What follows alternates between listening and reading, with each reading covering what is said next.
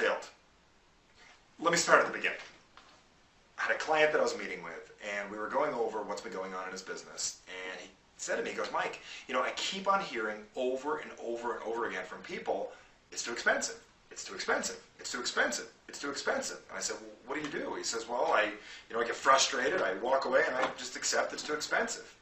Now let me ask you, has this ever happened to you before where someone's told you your product, your service, or whatever you're doing was too expensive, or a myriad of other excuses that you've gotten, and you either accepted it or didn't know what to say? Well, after today, I'm going to share with you a very simple technique that you can use right away, and I made some handy little flashcards to remind you how to do a 5-step process that is so simple, how to really diffuse anybody's excuse that they give you and really get to the point at hand, what's really going on, why they're saying what they're saying. Because a lot of times people just give you a blunt thing like it's too expensive or whatever it is, or I can't afford it. But let's focus on it's too expensive for right now. So here's the technique and why I said I failed, because I failed to share this with you earlier, and it's really my fault. So let me make sure I get this to you now.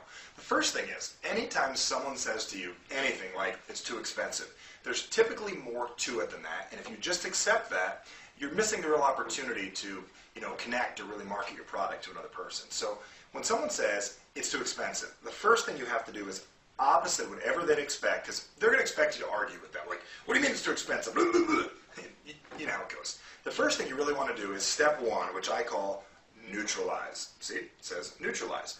Neutralize the response, which means, take the power away from it. So when someone says that's too expensive, the most powerful thing you can ever say is, okay. Let me show you again. Okay. And when you say that, it's not that you're agreeing with them, but in their mind it seems like you're agreeing with them, and you're giving a little validity to their reason. The second thing you do after you neutralize it, and give you this, is you confirm what's really going on. For instance, when somebody says that's too expensive, you might want to say, well, is that your only concern with our product? And right there you're finding out what the real major concern is. Because they might say, no, there's 4 other things bothering me. Because wouldn't you like to know in advance if it's not just one thing, if it's 4, 5, 10 reasons?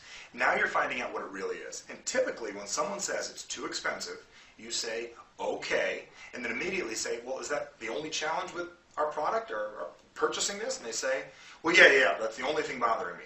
Right there, they're locking themselves in to walk straight into step 3, which is really to question and uncover.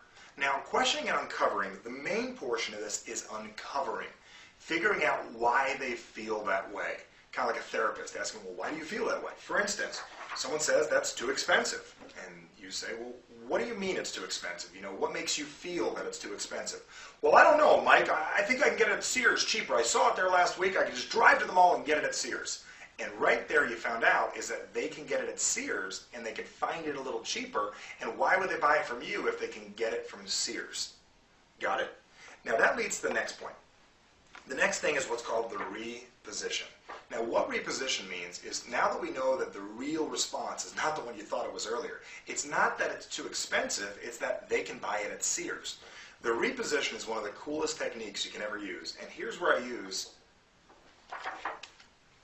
wow, I guess I failed.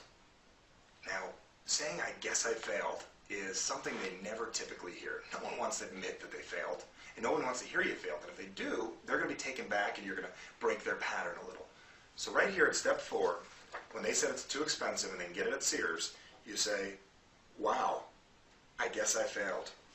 I guess I failed to show you all the value that you get with this product and the additional value you get getting it through me. And here's the opportunity for you to re-explain this, go through it over and over again until you can share enough value. Because remember, people will buy what they value and they see value in and what they desire to own. Now, when you say I failed to share with you all the benefits of this. Let me take a few minutes and make sure I go over this to you, because there's no way you should be feeling that this is too expensive.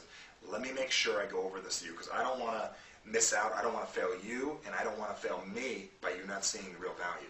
Once you start to do this, they're going to open up to hearing the information one more time, and that leads you to step 5.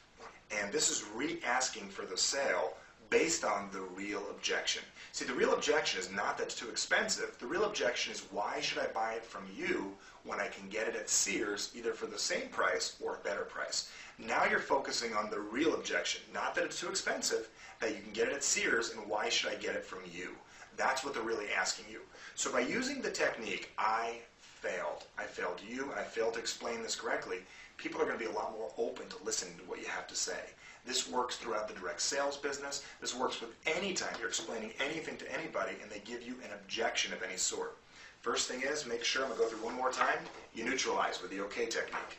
The second thing you do, very, very simply, is you confirm that's the only thing. Because if there's more than one, you've got to deal with every single one of them individually.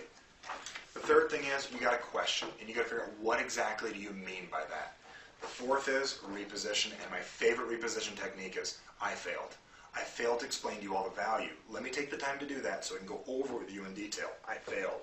And the last thing is, you got to re-ask for the sale over and over again. Continue to ask the conversation over and over again. Continue the conversation over and over again until you can overcome that response that you got. Really the secondary one, which is more important. Maybe a third or fourth along the way, but make sure to follow this procedure. So I'm glad I didn't fail you.